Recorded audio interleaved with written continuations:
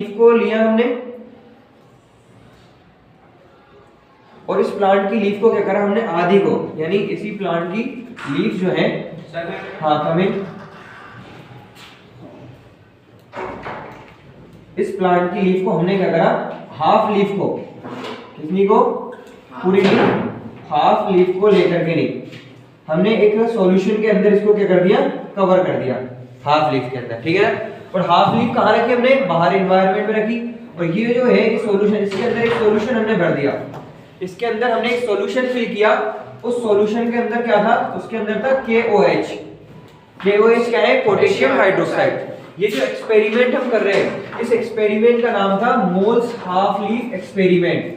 क्या नाम था, एक साइंटिस्ट है जिनका नाम था मोल, उन्होंने एक्सपेरिमेंट किया था, इसलिए इसको मोल्स हाफ लीफ एक्सपेरिमेंट बोलते हैं। क्या बोलते हैं, मोल्स हाफ लीफ एक्सपेरिमेंट।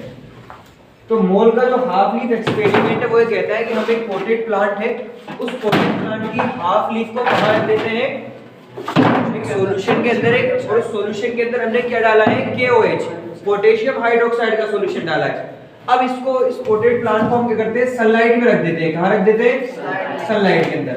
अब सनलाइट के अंदर देखो, एटमॉस्फेयर से CO2 भी है एटमॉस्फेयर के अंदर, और इसके अंदर जो CO2 थी, ये जो पोटेशियम हाइड्रोक्साइड होता है, इसकी नेचर होती है कि ये जितना भी CO2 होता है उसके साथ में रिएक्ट कर लेता है और सारी के सारी CO2 को एब्जॉर्ब कर लेता है। ये CO2 एब्जॉर्बर होता है। KOH जो है क्या है, CO2 एब्जॉर्बर, CO2 एब्जॉर्बर। अब इस सॉल्यूशन के अंदर जो CO2 थी, उस CO2 ने तो KOH के साथ में रिएक्ट कर ली। यहाँ पर इस सॉल्यूशन के अंदर, इस बीकर के अंदर, सॉल्यूशन के अंदर क्या हुआ, CO2 खत्म। अब CO2 खत्म हो गई तो इस वाले पार्ट को CO2 नहीं मिलेगी, क्योंकि बाहर तो एटमॉस्फेयर से CO2 है, यहाँ से इसको क्या मिल रही है, यहाँ से इसको पानी भी मिल रहा है, सारी चीजें मिल रही है, सनलाइट भी आ रही है, इसके बाद में CO2 भी है, बाहर वाले के बाद में वाटर भी मिल रहा है, क्लोरोफिल भी है, लीफ है इसके अंदर। अब क्या होगा कि ये जो बाहर वाला पार्ट है, इस बाहर वाले पार्ट को CO2 एटमॉस्फेयर से मिलती रहेगी, लेकिन अंदर वाला जो पार्ट है वहां पर तो CO2 क्या हो चुकी है, खत्म हो चुकी है। अब क्या करेंगे, इसको कुछ समय तक जब हमने इसको रखेंगे सनलाइट के अंदर, कुछ समय बाद का जब इसको डायग्नोस करेंगे, तो डायग्नोस करने के लिए हम क्या करेंगे, इसको यहाँ से ब्रेक करेंगे लीफ को, और ब्रेक करने के बाद में वापस क्या करेंगे, हम स्टार्च टेस्ट करेंगे, क्योंकि हमको पता करना है कि किसी भी सब्सटेंस में स्टार्च है या नहीं है। तो हम कौन सा टेस्ट करते हैं, स्टार्च टेस्ट या आयोडीन टेस्ट बोलते हैं इसको। क्या करते हैं कि जो सब्सटेंस है, उस सब्सटेंस पर आयोडीन की कुछ ड्रॉप्स डाली जाती है, और जैसे ही आयोडीन की ड्रॉप्स डालते हैं तो वो सब्सटेंस जो है अगर कलर चेंज कर रहा है, और कलर चेंज करके कौन सा कलर दे रहा है, ब्लू ब्लैक कलर, तो ब्लू ब्लैक कलर देने पर हम कह सकते हैं कि उसके अंदर क्या है, स्टार्च प्रेजेंट है। अगर वो कलर चेंज नहीं कर रहा है तो इसका मतलब उसके अंदर स्टार्च नहीं है। तो हमने क्या करा, कुछ समय इसको कहाँ रखा, सनलाइट में रखा, और कुछ समय के बाद में हमने क्या करा, इसको लीफ को ब्रेक किया, और ब्रेक करके हमने अलग निकाल लिया। अब आधा लीफ तो क्या थी, अंदर थी, और आधी लीफ बाहर थी। हम क्या करते हैं, इस लीफ को निकाल करके नहीं, और इस लीफ पर वापस क्या डालते हैं, हम कुछ आयोडीन की ड्रॉप्स डालते हैं। क्या डालते हैं, आयोडीन ड्रॉप्स, आयोडीन सॉल्यूशन की कुछ ड्रॉप्स डालते हैं। अब जैसे इस लीफ के अंदर, ये वाली लीफ हमने ली मान लो, तो इस लीफ के अंदर हम क्या डालते हैं, कुछ आयोडीन की ड्रॉप्स डालते हैं, आयोडीन की बूंदें डालते हैं। तो आयोडीन के साथ में कौन रिएक्ट करता है, स्टार्च। तो जैसे इस लीफ पर आयोडीन डाला जाएगा तो ये जो बाहर वाला पार्ट था, ये जो पार्ट था वो कौन सा था, बाहर, जो इस एक्सपेरिमेंट के अंदर जो पार्ट बाहर मौजूद था, ये वाला पार्ट, ये वाला पार्ट तो क्या करेगा, आयोडीन डालने पर कौन सा कलर दे देगा, ब्लू ब्लैक कलर दे देगा। लेकिन ये वाला जो पार्ट है, इस पार्ट के अंदर स्टार्च फॉर्मेशन होगा क्या, नहीं होगा। क्यों, क्योंकि इसको CO2 नहीं मिली, इसको सनलाइट तो मिली, इसको वाटर भी मिला, और इसके अंदर क्लोरोफिल भी है, लेकिन इसको CO2 नहीं मिली। और एक भी सब्सटेंस अगर एब्सेंस हो जाएगा तो फोटोसिंथेसिस की मैकेनिज्म नहीं होगी, इसलिए यहाँ पर फोटोसिंथेसिस की मैकेनिज्म नहीं हुई। फोटोसिंथेसिस की मैकेनिज्म नहीं हो तो स्टार्च बना क्या, स्टार्च नहीं बना, और स्टार्च नहीं बना तो इस वाले पार्ट के अंदर क्या हमको कोई कलर चेंज दिखाई देगा, नहीं। इस वाले पार्ट के अंदर कोई भी कलर दिखाई नहीं देगा। तो इस बेसिस पे हम कह सकते हैं कि फोटोसिंथेसिस के लिए किसका होना जरूरी है, CO2 का, क्योंकि यहाँ से बाहर वाले पार्ट को तो कंटिन्यूअसली CO2 मिल रही थी एनवायरनमेंट से, एनवायरनमेंट में तो कमी नहीं है, लेकिन यहाँ की CO2 हमने क्या कर दी थी, खत्म कर दी। किस वजह से, कि हमने जो KOH सॉल्यूशन डाला था वो CO2 का एब्जॉर्बर है, उसने सारी CO2 को क्या कर ली, एब्जॉर्ब कर ली। अब सारी CO2 एब्जॉर्ब कर ली तो CO2 खत्म हो चुकी है, तो इस वाले पार्ट को क्या नहीं मिलेगी, फोटोसिंथेसिस करने के लिए CO2 नहीं मिली, और CO2 नहीं मिली तो फोटोसिंथेसिस की मैकेनिज्म कंप्लीट नहीं हुई, और फोटोसिंथेसिस की मैकेनिज्म कंप्लीट नहीं हुई तो फिर इसके अंदर जो कलर है वो चेंज नहीं हुआ। इस बेसिस पर हम कह सकते हैं कि फोटोसिंथेसिस के लिए चारों ही चीजों का होना जरूरी है। एक भी चीज अगर एब्सेंट रहेगी इनमें से CO2, वाटर, क्लोरोफिल या सनलाइट, तो फोटोसिंथेसिस की मैकेनिज्म नहीं होगी। ये जो एक्सपेरिमेंट किया था वो एक्सपेरिमेंट करने वाले साइंटिस्ट का नाम क्या था, मोल। मोल नाम के साइंटिस्ट ने, क्योंकि इन्होंने हाफ लीफ को तो रखा था सॉल्यूशन के बीकर के अंदर, हाफ लीफ बाहर, इसलिए इस एक्सपेरिमेंट को क्या बोलते हैं, मोल्स हाफ लीफ एक्सपेरिमेंट। ठीक है ना, तो मोल्स हाफ लीफ एक्सपेरिमेंट जो है इससे क्या पता चलता है कि फोटोसिंथेसिस के लिए किसका होना जरूरी है, फोटोसिंथेसिस के लिए CO2 का होना जरूरी है। ठीक है ना, ये एक्सपेरिमेंट, ये हमने अभी क्लोरोफिल के बारे में बात कर ली, हमने सनलाइट के बारे में बात कर ली, और हमने CO2 के बारे में भी बात कर ली। अब हम बात करते हैं कि फोटोसिंथेसिस की जो मैकेनिज्म है, उस फोटोसिंथेसिस की मैकेनिज्म के अंदर क्या होता है कि फोटोसिंथेसिस की जो मैकेनिज्म होती है उसमें ऑक्सीजन गैस निकलती है। अभी हमने देखा भी था, एक एनिमेशन भी देखा था, हमने ये एनिमेशन देखा था, ध्यान है, दोबारा एक बार और दिखा देता हूं। फोटोसिंथेसिस की मैकेनिज्म जो होती है, तो फोटोसिंथेसिस की मैकेनिज्म के लिए किसका होना जरूरी है, या फोटोसिंथेसिस की मैकेनिज्म में कौन सी गैस निकलती है, ऑक्सीजन गैस निकलती है। तो ऑक्सीजन गैस निकल रही है, इसको हम एक्सपेरिमेंटली देखेंगे यहाँ पर 3D एनिमेशन के अंदर कि फोटोसिंथेसिस के अंदर कौन सी गैस निकल रही है, ऑक्सीजन। ठीक है ना, तो एक एक्वेटिक प्लांट है, उस एक्वेटिक प्लांट के अंदर हम ये देखेंगे डायरेक्टली कि फोटोसिंथेसिस की मैकेनिज्म के अंदर क्या होती है, फोटोसिंथेसिस की मैकेनिज्म में कौन सी गैस निकलती है, ऑक्सीजन गैस निकलती है। तो ऑक्सीजन गैस जो निकल रही है वो किस तरह से निकलती है वो हम यहाँ पर देखेंगे। देखो ये प्लांट है, क्योंकि ये एक्वेटिक प्लांट है, अब प्लांट तो कोई सा भी हो, चाहे पानी में रहने वाला हो, चाहे वो टेरेस्ट्रियल हो या एक्वेटिक हो, फोटोसिंथेसिस तो सभी करेंगे। जिस प्लांट के पार्ट में या जिस किसी भी प्लांट के ग्रीन पार्ट के अंदर क्लोरोफिल प्रेजेंट होगा, या किसी भी ऑर्गेनिज्म में अगर क्लोरोफिल पाया जाएगा या फोटोसिंथेटिक पिगमेंट होगा, तो वो फोटोसिंथेसिस की मैकेनिज्म को कंप्लीट करेगा। तो यहाँ पर एक्वेटिक प्लांट है, ग्रीन पार्ट है, इसके अंदर क्या है, फोटोसिंथेसिस के लिए क्लोरोफिल प्रेजेंट है, तो ये फोटोसिंथेसिस करता है, और फोटोसिंथेसिस में गैस निकलती है, हमको दिखाई दे रही है, कौन सी गैस दिखाई दे रही है, यहाँ पर ये CO2 गैस निकलती है।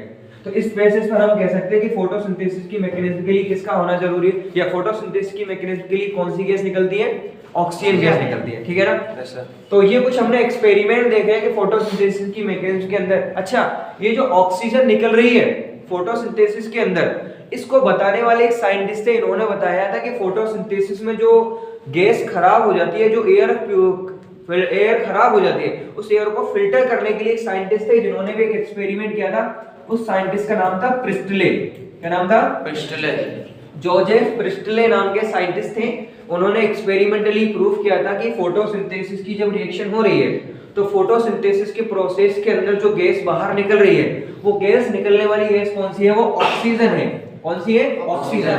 उनको लगभग प्रिस्टले ने बात की तो 1774 के अंदर, 1774 के अंदर इन्होंने ऑक्सीजन की डिस्कवरी की थी कि फोटोसिंथेसिस की मैकेनिज्म में कौन सी गैस निकलती है, ऑक्सीजन। इसके लिए इन्होंने एक्सपेरिमेंट किया था, और एक्सपेरिमेंट क्या किया था, इन्होंने एक बेल जार लिया इस तरह से। इस बेल जार के अंदर इन्होंने क्या करा कि एक मोमबत्ती रखी, इन्होंने एक कैंडल रखी, जलती हुई कैंडल, साथ में इन्होंने क्या करा, एक माउस रखा, यहाँ पर क्या रखा, माउस। ठीक है ना, ये तो क्या थी, कैंडल, और एक क्या रखा इन्होंने, माउस। ठीक है ना। अब देखो, हम जानते हैं, हमने केमिस्ट्री में भी पढ़ा होगा कि कंबशन के प्रोसेस, किसी भी चीज को बर्न कराना है तो बर्निंग प्रोसेस के लिए ऑक्सीजन होना जरूरी है, विदाउट ऑक्सीजन कंबशन नहीं हो सकता। तो यहाँ पर देखो ये कैंडल जो है ना, जब हमने इसको क्या करा, बेल जार को ओपन रखा, तब तक तो ये दोनों चीज चल रही थी, कोई दिक्कत, ये भी सर्वाइव करा। लेकिन जैसे हम इसको बेल जार को क्या कर देते हैं, ब्लॉक कर देते हैं, तो ऊपर से एयर का, ऑक्सीजन का आना बंद हो गया यहाँ पर, और यहाँ पर ये जो रिएक्शन हो रही है, ये या नीचे से तो ये ब्लॉक क्या है, बंद है। अब क्या करेंगे, ये कैंडल कुछ समय तक तो जलती रहेगी, लेकिन जैसे ही ऑक्सीजन खत्म होगी, जैसे ही इसके अंदर की जो ऑक्सीजन है, यहाँ पर जो ऑक्सीजन थी, वो ऑक्सीजन जैसे ही खत्म होगी, तो ऑक्सीजन खत्म होने पर क्या होगा कि जो कैंडल बर्न कर रही थी, ये बर्न करती हुई कैंडल क्या हो जाएगी, ये बुझ जाएगी। ये क्या हो जाएगी, बुझ जाएगी। इसके साथ में क्या होगा, ये माउस जो है, ये माउस भी कुछ समय तक तो सर्वाइव करेगा, लेकिन जैसे ही यहाँ पर ऑक्सीजन नहीं मिलेगी इसको, तो इसका सफोकेशन होगा, और सफोकेशन की वजह से इसका दम क्या हो जाएगा, घुट जाएगा। इस तरह से यहाँ पर क्या हुआ कि जो एयर है वो क्या हो चुकी है, पोल्यूटेड हो चुकी है। अब इन्होंने दूसरा एक्सपेरिमेंट किया और दूसरे एक्सपेरिमेंट में इन्होंने क्या करा, वही एक्सपेरिमेंट इन्होंने वापस एक बेल जार लिया, बेल जार लेकर के नहीं इसके अंदर क्या रखा, वही एक कैंडल रखी, साथ में क्या रखी, एक कैंडल, एक क्या रखा इसके अंदर इन्होंने माउस, और साथ में इन्होंने क्या करा, एक मिंट का पाता को रख दिया। क्या रख दिया, मिंट का पादप, मिंट यानी पुदीना, हाँ, तो मिंट का पादप इन्होंने रख दिया यहाँ पर। अब इन्होंने क्या किया, मिंट का पादप रखा और ये रिएक्शन, ये प्रोसेस को पूरे को कहाँ रख दिया, इन्होंने सनलाइट के अंदर रख दिया। सनलाइट में अंदर रख दिया तो सनलाइट के अंदर इनको CO2 मिलेगी। अब CO2 कहाँ से मिलेगी, देखो जैसे ये सनलाइट में रखा गया तो यहाँ से सनलाइट आ रही है, मिंट का पादप है, मिंट के पादप को पोटेड प्लांट है, उसके अंदर क्या, वो पोट के अंदर रखा है ना, गमले के अंदर, ताकि उसके अंदर से वाटर वगैरह मिलते हैं। तो इसको नीचे से क्या मिल रहा है, वाटर मिल रहा है। अब इसको सनलाइट मिल रही है, वाटर मिल रहा है, इसके अंदर क्लोरोफिल पहले से ही प्रेजेंट है, तीन चीज मिलेगी, बची को CO2। अब CO2 कहाँ से मिलेगी, जब भी हम ब्रीथ करते हैं तो ब्रीथ करने में या एनिमल्स ब्रीथ करते हैं या फिर कंबशन का जब प्रोसेस होती है तो कौन सी गैस बाहर निकलती है, CO2। तो यहाँ से भी CO2 निकल रही है और यहाँ से ये भी क्या कर रहा है, CO2 को एक्सहेल कर रहा है। यहाँ से जो CO2 निकल रही है वो CO2 किसके काम आएगी, प्लांट के काम आएगी। प्लांट इस CO2 को यूज करेंगे और कौन सी मैकेनिज्म करेंगे, फोटोसिंथेसिस मैकेनिज्म करेंगे। अब ये फोटोसिंथेसिस की मैकेनिज्म जब होगी तो फोटोसिंथेसिस की मैकेनिज्म में कौन सी गैस निकलती है, ऑक्सीजन गैस निकलती है। जब ये ऑक्सीजन गैस निकलेगी यहाँ से तो इस ऑक्सीजन गैस को कौन यूज करेगा, ये कैंडल यूज करेगी कंबशन के लिए। कैंडल कंप्लीट जलती रहेगी कंटिन्यूअसली, साथ में माउस को ब्रीथिंग करने के लिए ऑक्सीजन की रिक्वायरमेंट है, वो भी ऑक्सीजन रहता रहेगा, तो ये भी सर्वाइव करेगा, इसको भी कोई दिक्कत नहीं, ये भी लिव रहेगा और ये कैंडल भी बर्न करती रहेगी। लेकिन इस केस में क्या हुआ था कि इस केस में यहाँ पर जो CO2 है दोनों के, ये भी CO2 रिमूव कर रहा था और ये भी CO2 रिमूव कर रहा। अब ऑक्सीजन तो खत्म हो गई, CO2 की कंसंट्रेशन बढ़ गई, तो दोनों ही CO2 कंसंट्रेशन बढ़ने की वजह से इसका सफोकेशन हुआ, इसकी डेथ हो गई। और ये बर्निंग कैंडल को जब ऑक्सीजन नहीं मिली तो ये बंद हो गई, क्या होगी, कैंडल बर्न करना बंद हो गई। तो इस बेसिस पर ये दोनों प्रोसेस। लेकिन हमने क्या करा, जब ऐसी इसके अंदर मिंट प्लांट को रखा तो मिंट प्लांट ने इनके द्वारा जो CO2 बाहर रिमूव की गई थी, यानी एयर को जो पोल्यूटेड किया गया था, उस पोल्यूटेड एयर को फिल्टर करने का काम किसने किया, प्लांट ने। इसने सारी CO2 को यूज किया और फोटोसिंथेसिस की, और साथ में कौन सी गैस रिलीज की, ऑक्सीजन।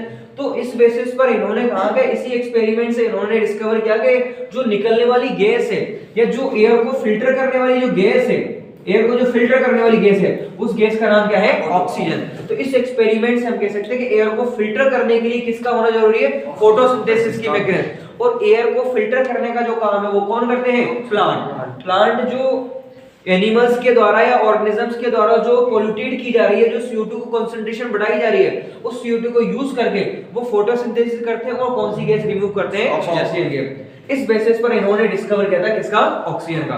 तो इन्होंने एक्सपेरिमेंटली ये बताया था कि फोटोसिंथेसिस की जब मैकेनिज्म कंप्लीट होती है तो फोटोसिंथेसिस की मैकेनिज्म में जो गैस निकल रही है ऑक्सीजन, वो ऑक्सीजन किस तरह से निकलती है, निकलने वाली जो गैस है वो निकलने वाली गैस कौन सी है, ऑक्सीजन गैस है। पहले लोग कोई और गैस समझते थे तो गैस का नाम पता नहीं था, गैस के बारे में पता चला कि कौन सी गैस निकल रही है, ये किसने बताया था, प्रिस्टले ने, जॉर्ज प्रिस्ट का बताया था 1774। इस तरह से